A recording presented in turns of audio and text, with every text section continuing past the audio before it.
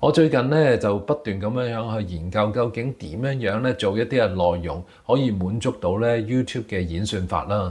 我咧就想喺呢一度咧同大家咧分享一下咧我呢一啲嘅 findings 啦。第一樣嘢咧就係當你有個題目嗰陣時候咧，乜都唔好做。首先咧係設計咗個 thumbnail 先。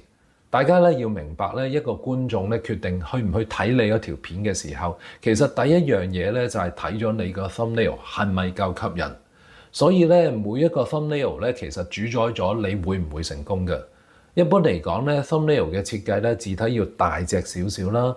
喺上面嘅題目咧，唔好太長，千祈唔好又長又深，一眼咧就睇到你嗰個題目咧係講咩嘢。構圖咧最好咧能夠咧俾人咧一睇就聯想到你想講嗰個嘅題目係乜嘢嘢啦。如果可以嘅話咧，就最好能夠產生一啲嘅好奇心，咁你嗰個嘅 click through rate 咧先至會增加咯。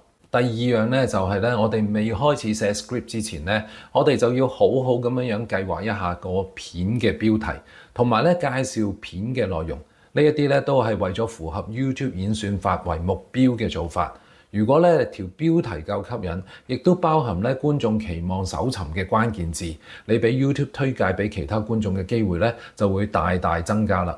所以咧喺未寫標題之前咧，我哋就應該好好咁樣研究一下佢哋嘅目標觀眾，佢哋會用啲乜嘢嘅字眼嚟去搜尋佢哋心目中嘅內容咧。如果可以加入一啲形容詞或者一啲時間啊、一啲咧數量詞啊喺個標題上邊，咁樣嗰個吸引力咧就會大大加增啦。第三樣嘢咧就係個 retention rate。如果我哋咧頭30秒能夠吸引到一半人留低，已經咧係一個幾好嘅 retention rate 啦。如果咧去到片尾仍然有30% 嘅人都願意留低嘅話，咁 YouTube 咧就會覺得你條片咧係好值得咧推介俾其他觀眾睇。咁所以咧為咗提高 retention rate 嘅時候，我哋條片咧就唔可以太長，亦都咧個節奏唔可以太慢，個畫面咧亦都唔可以太悶。好難啫。第四方面咧就係 engagement 嘅考慮啦。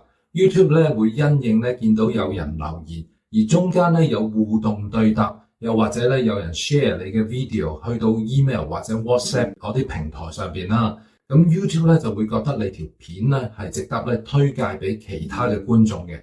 所以咧每逢有人留言嘅時候咧，我哋一定要回答。如果咧可以嘅話咧，條片嘅內容咧，我哋咧都刻意地咧叫觀眾分享下經驗，又或者咧去投票，都會咧係一啲好嘅方法咯。唔知咧大家對我咁樣嘅講法咧，覺得啱唔啱咧？歡迎咧大家咧喺下面留言話翻俾我聽。每逢咧條片咧出咗之後咧，我哋咧都要刻意咁樣利用咧 YouTube 嘅功能去 share 俾我哋啲朋友，又或者咧叫朋友咧幫手咧去 share， 咁多多少少咧都可以做到一啲 share 嘅記錄啊嘛。可能咧都會幫到我哋咧喺 YouTube 嘅演算法上邊咧攞到一啲嘅分數嘅。